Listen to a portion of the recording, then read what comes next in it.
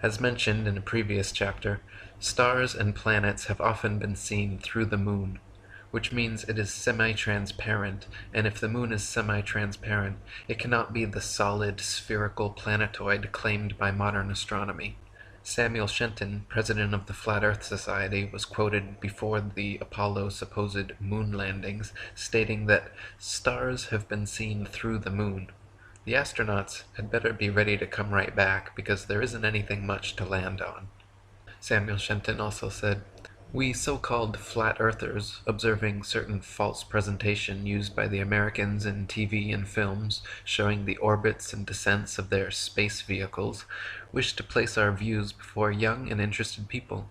In so doing, we trust that no more jibes about flat earthers will be occasioned from Prime Minister Wilson of the Socialist Party and Enoch Powell of the Conservative Party." Many of the first people to unequivocally call out the NASA moon landings as being a staged hoax, besides knowledgeable flat earthers, were professional photographers. When the official NASA photographs of the moon are closely examined, it is clear that many were taken inside a studio using repetitive backgrounds, artificial lighting, wires, and cranes. Others were composite desert photographs with the backgrounds blacked out and astronauts superimposed in. Award-winning British photographer David Percy, photo analyst and historian Jack White, photographer for Nexus magazine publisher Marcus Allen, and many others have put their professional reputations on the line to expose NASA's photographic evidence. David Percy from Dark Moon, Apollo, and the Whistleblowers says, "The numerous inconsistencies clearly visible in the Apollo photographic record is quite irrefutable. Some of the many errors we evidence were due to haste and poor thinking. Others were deliberately planted by individuals we have dubbed whistleblowers, who were determined to leave evidence of the faking in which they were unwillingly involved. Probably the most emphatic of these whistles was a bottle that rolled across the moon landscape on the TV screens in Western Australia during a live transmission from the moon. None of the Apollo missions brought any extra studio lighting with them on the lunar lander, so the sun should be the only light source on the moon, and in all pictures taken there. In that case, the light should only come from one direction, and all shadows should be cast in the opposite direction. However, in dozens of official NASA photos, there are shadows being cast in up to 3 directions simultaneously, often at up to 90-degree angles, which can only be the result of multiple light sources not present on the moon. Several pictures even show overhead spotlights reflecting in astronauts' helmets, and multiple lens flares originating from 2 or more light sources.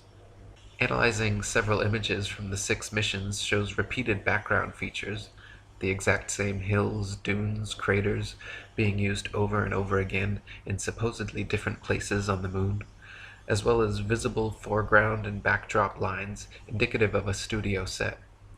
In images from Apollo 11, Buzz Aldrin can be seen wearing different color gloves and different length boots in pictures that were supposedly taken within minutes of each other. If Buzz was really in the vacuum of space in a pressurized spacesuit, he certainly would not have had time or reason to depressurize and repressurize his suit just to make such fashion adjustments. Some pictures show the lunar rover with no tracks anywhere around it. Others show rover tracks all over the foreground while it is yet to be unpacked and unloaded. A couple pictures even show what appear to be sneakers and ladies' heels tracks on the moon, in addition to astronauts' boot prints. Ralph Renee from NASA Mooned America says, "If you look at the backgrounds of most NASA pictures, there is a relatively sharp transition line where anything beyond becomes smooth and featureless. This is a sure sign of a grade Z studio backdrop. Every time the American flag is shown, there is a great deal of light on it, even if it's in the shadow side of the lunar lander. Also, NASA never filmed either stars or planets. The reason is simple. Before the era of computer enhancement, the stars would have been impossible to fake accurately enough to fool the world's amateur astronomers." Sam Colby, in Apollo Fake, says, "Michael J. Tuttle faked the so-called Apollo training simulation photographs using Photoshop 3 and then posted them on NASA websites as being genuine photographs taken on the moon. I regularly get email from people claiming that digital manipulation of photographs was not available back in 1969. People have been creating fake photographs ever since the camera was invented, and who is saying the pictures were faked back in 1969 anyway? People don't understand that the majority of NASA's fake moon pictures were created in the mid-90s. The proof lies in the fact that most do not appear in any books or magazines prior to 1990.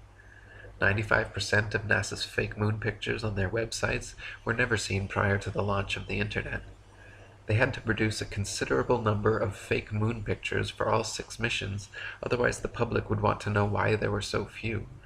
Not all of NASA's fake Apollo pictures have been altered with Photoshop. The main Apollo 11 picture of Buzz Aldrin, as well as press-released pictures from Apollo 12 and Apollo 14 showing astronauts holding the flag. All of these press release pictures were taken in the fake moonscape at Langley Research Center and did not require any alteration to pass off as a moon photograph. Another glaring mistake is that none of NASA's images or videos show stars in the background as they should, just complete blackness, likely because exact star maps as they should appear from the moon would be quite difficult to fake. The testimony of different astronauts on different missions in their autobiographies and interviews just muddies the waters even more, some of them bragging about the astonishingly brilliant light of the stars, and others saying they don't remember seeing a single star while on the moon. Such inconsistencies and the fact that none of NASA's moon pictures feature stars or planets in their appropriate positions should raise a red flag that these astronauts were not on the moon. Many pictures of the sun on the moon are clearly spotlights and not the sun, including AS 1466 9306, AS 1246 6765, and AS 1140 5935. NASA image AS 1249 7278 clearly shows several studio lighting lens flares caused by multiple overhead lights. Image AS 1469 9089 shows studio lighting reflecting off a black background. Image AS 17 151 23201 shows a lander lifts off. Images AS 16 118 18894, AS 17 134 20471, AS 1144 6581, and AS 1144 6642 show crude computer retouching to hide cables and background problems and add the round Earth, but NASA claims they are original photographs. AS 1466 9306 shows shadows of reticule crosshairs suspended in air over a print underneath, proving it to be doctored and not an original, as claimed. Image AS 1140 5922 of the lunar lander supposedly on the moon shows a pathetic 1969 attempt at creating high-tech looking equipment using what appears to be construction paper, gold foil, scotch tape, and metal shower rods. The idea that the piece of junk shown in this official NASA photograph flew to the moon and back is so ludicrous it's laughable. AS 17 148 22 756 also clearly shows, when enlarged, that the Apollo 17 command module was almost completely held together by scotch tape. In AS 16 113 18 339, there is a rock with the letter C clearly engraved into it, as well as another C drawn into the dirt next to it. This is characteristic of fake stage rocks on a stage setup, where the set designer demarcates prop positions, and not something we should see on the moon. Ralph Renee in NASA Mooned America says, "The large rock in the left foreground is clearly marked with a big capital C. The bottom right corner has a crease similar to that caused by wetting a folded newspaper. This makes it a showbiz flap rock, which the people who work in Hollywood studios throw at visitors. They used to be made from wet newspaper and paste and showed similar flaps. Stage rocks are usually placed by stagehands over similarly lettered markers positioned by the set designer. Did NASA really carry fake boulders and stagehands onto the moon?" NASA image AS 1140-5926 shows a close-up of the footpads of the lunar lander without a speck of dust on them and without a burn print under its 10,000-pound thrusters, like it was just gently set down in place. NASA scientists in their own documents were worried about the LEM falling into its own massive burn radius, yet there it sits with no burn print and spotless clean pads. Even the astronauts' boot prints made deep impressions in the moon dust, yet the lander's 10,000-pound thrusters left not a trace, no blast hole, and no dust on the pads. Eugene Cernan of Apollo 10 and 17 said in an interview that as they descended in the lander that the engine was very loud, yet when Alan Bean of Apollo 12 was asked the same question, he answered that you couldn't hear the engine at all in the vacuum of space. I tend to believe Alan, because watching the Apollo 17 liftoff sequence from the moon, it is clear that the LEM is being hoisted by a crane from above and not propelled by thrusters from below. Ralph Renee says, I remember watching the first astronauts land on the moon and wondering why the TV pictures were so murky. We watched two blurry white ghosts who did little or nothing while they lurked in the shadow of the lunar lander. NASA seemed to have lost 100 years of photographic progress. It was boring, but I believed. During the next few years I caught glimpses of subsequent missions as they flashed in color upon my TV screen, and I believed. The pictures improved with each mission, and toward the end the Apollo program, the moon buggy tore up the moon's surface while NASA began to talk up a Martian adventure. I still believed in apple pie, the CIA, and NASA. Years later, watching a TV show, I thought I saw the moon flag ripple on the airless moon. The worm of suspicion slid into my system. I then began watching NASA film clips very closely and with less emotion.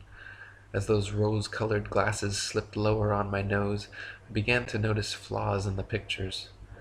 The astronauts and their backpacks weighed less than 75 pounds on the moon, yet they left deep footprints in the moon dust and gravel. The blast of a rocket engine that lowered the 33,000-pound LEM on the moon's surface left no crater, and apparently it didn't even blow away the dust beneath the footpads. Strange. Here on Earth, footprints usually require some type of wetting agent. There is no wet on the moon. When the video evidence is examined, even more anomalies are found. In certain frames, light pings can be seen reflecting off overhead stage wires attached to astronauts' backpacks. In one Apollo 16 clip, an astronaut falls to his knees and is quickly jerked back up to his feet by what can only be an unseen wire hoisting him straight upwards. One of the more obvious video anomalies is how several Apollo missions show American flags flapping around in the not-existent space wind. The moon is supposed to have no atmosphere, and so the flags should remain perfectly still, but can often be seen moving about quite boisterously. NASA claims the astronauts brushing up against them could cause this, but it's clearly not the case, as the flags stay waving for long periods of time with no astronauts touching or even near them. Another interesting video anomaly is discovered by playing NASA's moon footage at 2 times speed, then watching the astronauts walking, running, jumping, or cruising around on their little buggy. Without the speed adjustment, there is a low-gravity type illusion as the astronauts seem to float, drift, and glide slowly and smoothly along. But once they are seen at 2 times speed, it becomes clear that they are in normal gravity, walking, running, jumping, and cruising at normal speeds. They simply reduce the play speed by 50% in post-production, and voila, instant moon motion. William Cooper said, most, if not all, of the photos, films, and videotape of the Apollo moon missions are easily proven to be fake. Anyone with the slightest knowledge of photography, lighting, and physics can easily prove that NASA faked the visual records of the Apollo space program. They are so obviously fake that when the discrepancies are pointed out to unsuspecting viewers, an audible gasp has been heard. Some have actually gone into a mild state of shock. Some people break down and cry. I have even seen others become so angry that they have ripped the offending photos to shreds while screaming incoherently. Not only is the video record fraught with fraud, but NASA claims the original Apollo 11 videos have conveniently disappeared from their records, so no one can analyze them for authenticity. That's right. They spent over $30 billion of American taxpayer money traveling to the moon and then lost the video evidence. Those blurry, ghostly, black and white images shown on TV were purposely lousy because NASA insisted at the time that all TV networks must broadcast directly from a big screen display in their operations room, a mandate which all the major networks accepted, and so what the public saw was just a video of a poorly magnified video, and now it is impossible to watch the original. Not only has the Apollo 11 original disappeared, but NASA claims to have lost all original audio tapes from the Apollo missions, and that their contractors have lost all prints and plans for the lunar rover, LEM lander, and Apollo ship engines. What are the chances that these are actually lost? And what are the chances that NASA simply cannot have the public scrutinizing their records because of what might be exposed? William Cooper said, "Exploration of the moon stopped because it was impossible to continue the hoax without being ultimately discovered, and of course they ran out of pre-filmed episodes. No man has ever ascended higher than 300 miles, if that high, above the Earth's surface. No man has ever orbited, landed on, or walked upon the moon in any publicly known space program. If you doubt this, please explain how the astronauts walked upon the moon's surface enclosed in a spacesuit in full sunlight, absorbing a minimum of 265 degrees of heat surrounded by a vacuum. Temperatures on the moon supposedly range from 279 degrees below zero during the depths of the lunar night, which is far colder than even Antarctica's coldest winter, and up to 243 degrees above zero at lunar midday, which is hotter than boiling water. NASA claims their special suits are fitted with both heating and cooling systems, but nothing which could withstand these incredible temperatures. These suits are also supposedly pressurized to keep the vacuum non-pressure of space from bursting their blood vessels, but they clearly have deep creases and wrinkles all over. Astronauts in true pressurized suits would look like the Michelin Man bubbling out. Also, the amount of radiation in space, especially through the Van Allen belt, is far too intense for them to be spacewalking in such flimsy suits. One Russian study found that the amount of radiation present on the moon would require astronauts to be clothed in 4 feet of lead in order to avoid instant death. John Malden, a NASA physicist, said they would need at least 2 meters of thick shielding around them at all times, yet there they are, bouncing around the moon in their 2-inch thin suits. Another solid proof of NASA living up to its forked serpent tongue logo are the many supposed moon rocks given to museums the world over by Neil Armstrong and Buzz Aldrin. Shortly after Apollo 11, private investigator Paul Jacobs reported asking the U.S. Department of Geology head whether he had examined the moon rocks and if he could verify their authenticity. To which the geologist simply laughed and insinuated that people high in the U.S. government knew all about the cover-up. More recently, in 2009, curators at Amsterdam's Rijksmuseum investigated their moon rock, personally given to them by Armstrong and Aldrin in 1969, only to find that it was actually a worthless piece of petrified wood. Bill Kaysing, another moon hoax researcher, worked at Rocketdyne, where NASA's Saturn V rocket engines were built, and became exposed to documents pertaining to the Mercury, Gemini, Atlas, and Apollo NASA programs, which proved trickery was afoot. Kaysing said of the documents that one does not need an engineering or science degree to determine that a hoax was being perpetrated. He wrote a book about his findings called "We Never Went to the Moon, America's $30 billion Swindle." In it, he exposes how NASA staged both the Apollo 1 fire and Challenger accident, deliberately murdering the astronauts on board to silence them. Before the first Apollo mission ever even cleared the launch pad, 11 NASA astronauts died in highly suspicious accidents. Gus Grissom, Roger Chaffee, and Ed White were all cremated together in an Apollo capsule fire during a completely unnecessary and dangerous test where they were strapped down and locked into 100% oxygen chamber which incinerated the 3 of them to death in seconds. 7 other astronauts, Ted Freeman, Charles Bassett, Elliot C., Russell Rogers, Clifton Williams, Michael Adams, and Robert Lawrence, died in 6 separate airplane crashes, and Ed Givens in a car crash. 8 of these deaths were in 1967 alone. So many astronauts coincidentally dying under such circumstances is highly unlikely and lends credence to the idea that these were intentional hits by the Masons trying to find the right people to sell their hoax. One of the most outspoken of the fallen astronauts was Gus Grissom. By 1967, Grissom had become increasingly irritated and vocally negative about NASA's chances of ever landing on the moon. He stated the odds were pretty slim and famously hung a lemon on the Apollo capsule after it repeatedly failed safety testing procedures. Grissom threatened to go public with his complaints about the LEM and even told his wife Betty, "If there ever is a serious accident in the space program, it's likely to be me." Right after his murder, government agents raided Grissom's house before anyone had been informed about the fire or his death. They removed all his personal papers and his diary, never to be returned. Ralph Renee writes, "In a prosecutorial mode, I accuse NASA, the CIA, and whatever super-secret group that controls the shadow government of these United States of fraud on the grandest scale imaginable, of murder by arson, and of larceny of over $40 billion in conjunction with the Apollo program that allegedly landed men on the moon. I also accuse them of violating a federal law against lobbying by government-funded entities and of serial murder of low-level NASA employees, witnesses, and other citizens who happen to be in the wrong place at the wrong time. Such accusations seem incredible because none of us ever want to believe our governmental father is deceiving us. However, by the end of this book, even the most trusting reader will have no doubt that NASA mooned America."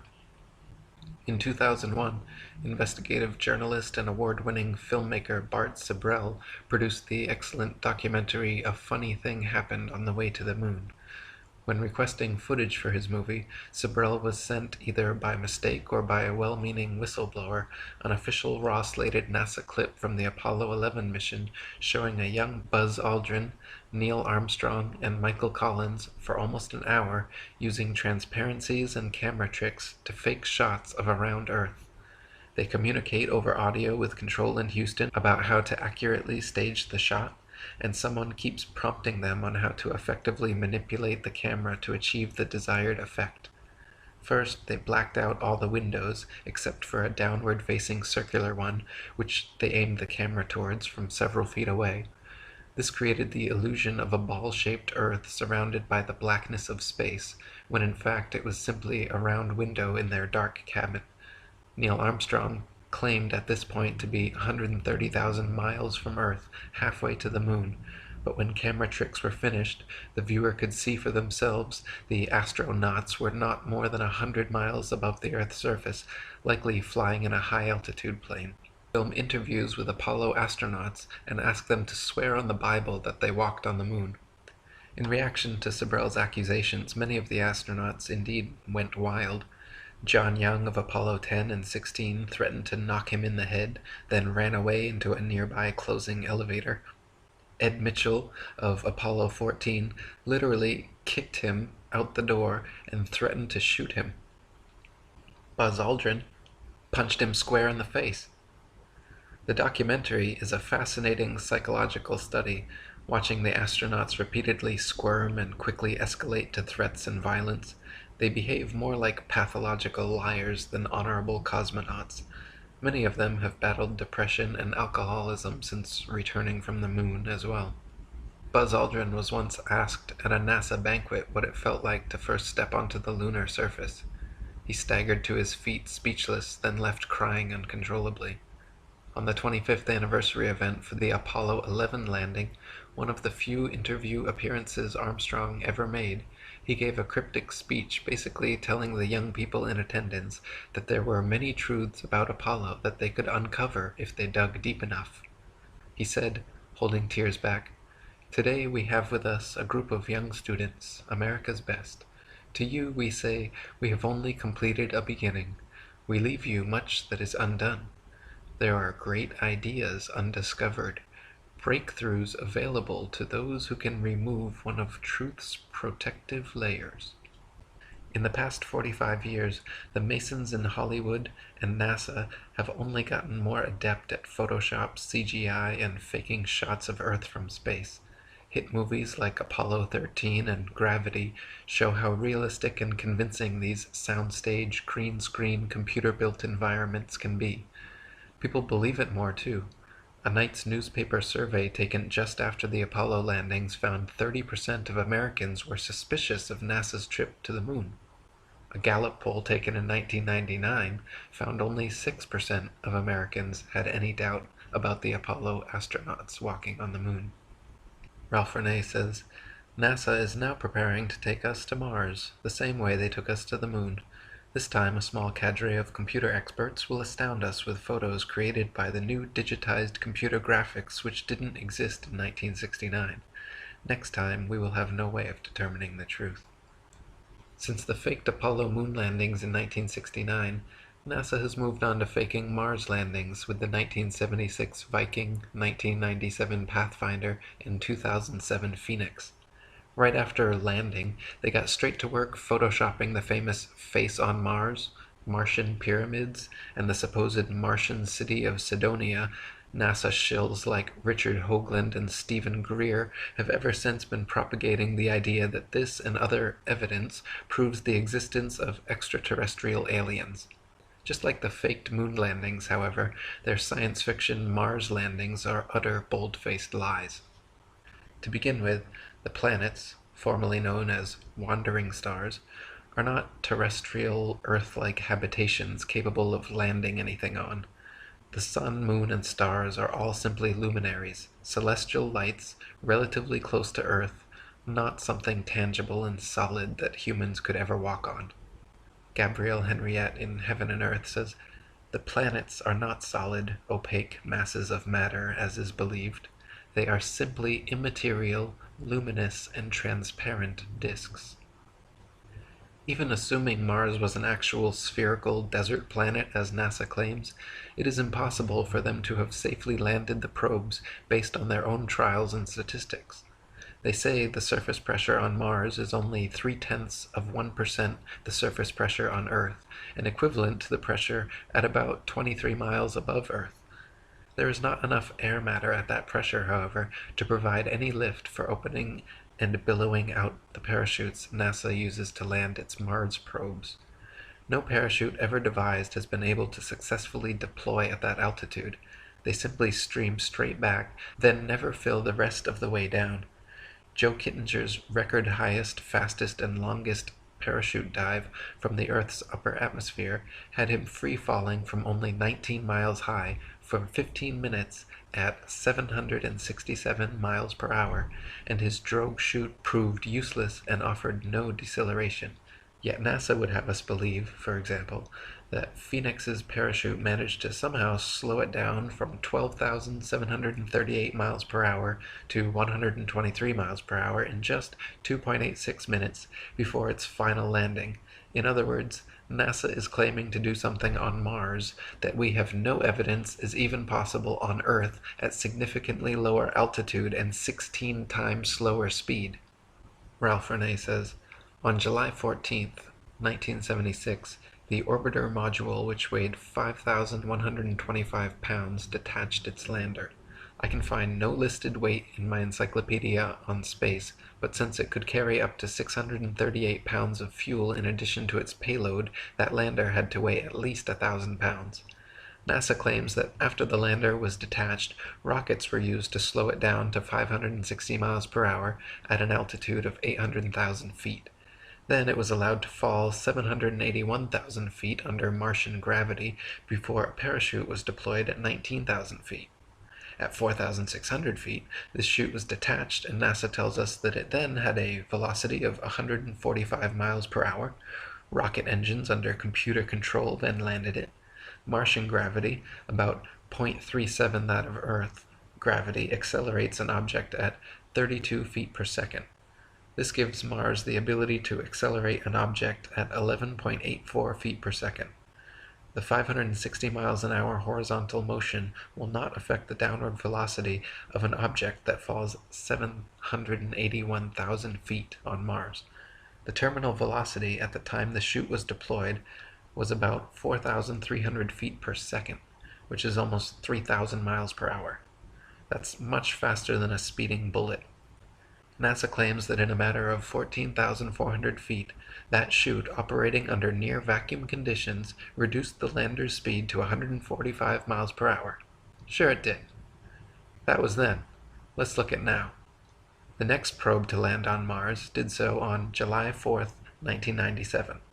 NASA tells us that the Pathfinder came in at 16,600 miles per hour and was then jettisoned to boldly plunge into the fringes of the Martian atmosphere without using retro-rockets to enter orbit. As usual, there were two different histories given by NASA. The first states that, by some miracle, during the next minute, its speed was reduced to 1,000 miles per hour. The second states that it was jettisoned at 5,300 miles and its speed was reduced in 30 minutes while it fell to 80 miles. In the first case, the deceleration would have been incredible. However, in the second case, the Pathfinder would be at the 80-mile high place, still doing 4,280 miles per hour. The NASA story gets murky, but it is assumed the Pathfinder was again allowed to free fall until it was 7 miles high, when NASA claims the parachute opened. Instead of streaming because it had been popped in almost a vacuum, it billowed forth and slowed the Pathfinder down.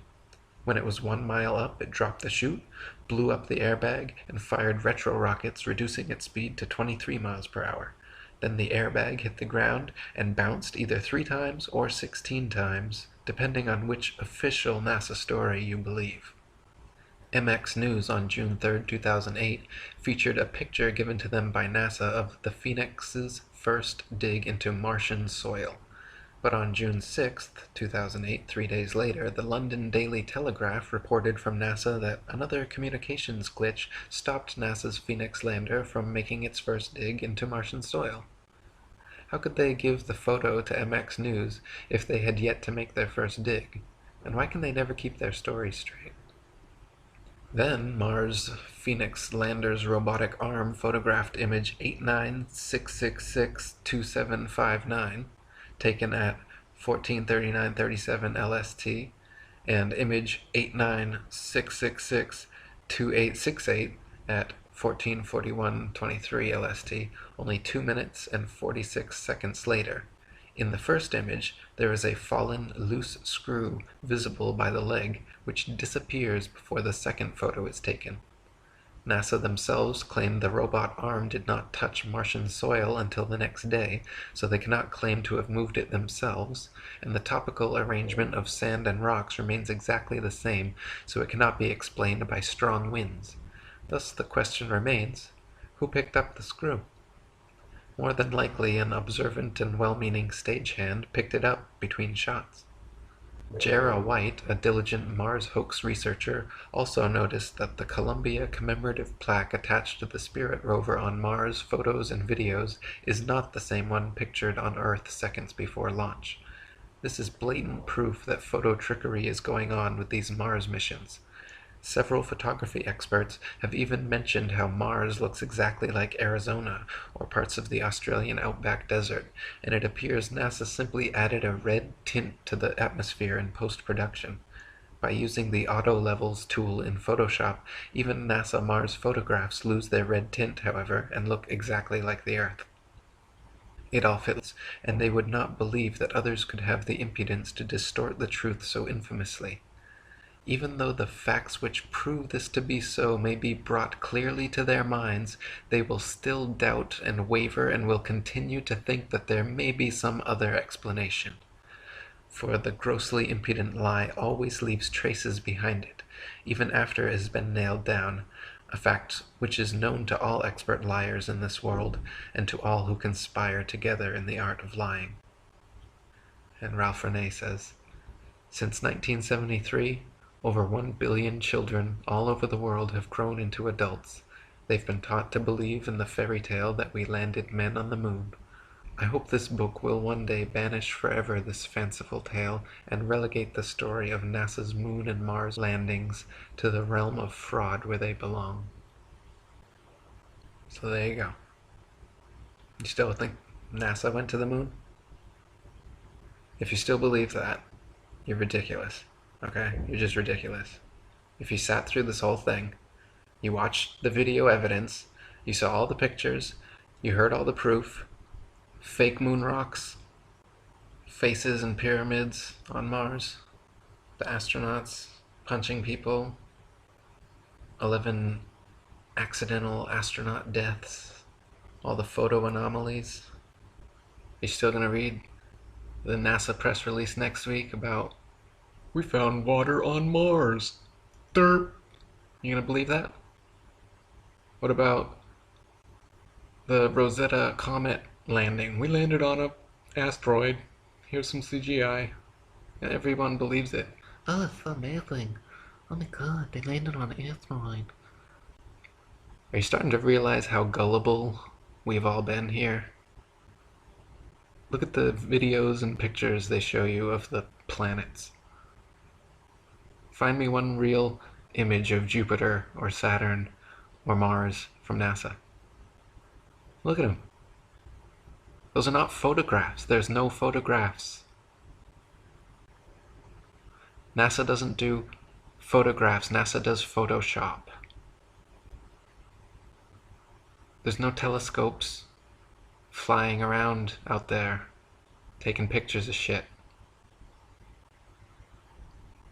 It's just a bunch of Freemasons with Photoshop. Look at their rocket launches. The rockets don't even go straight up. They just come right back down. Most of them just explode. You know how many of their rocket launches fail? They have no idea what they're doing. They want you to think that they went to the moon and back over and over again 45 years ago and then never go back again. That makes a lot of sense. Look at all those pictures again. It's fake. It's so fake.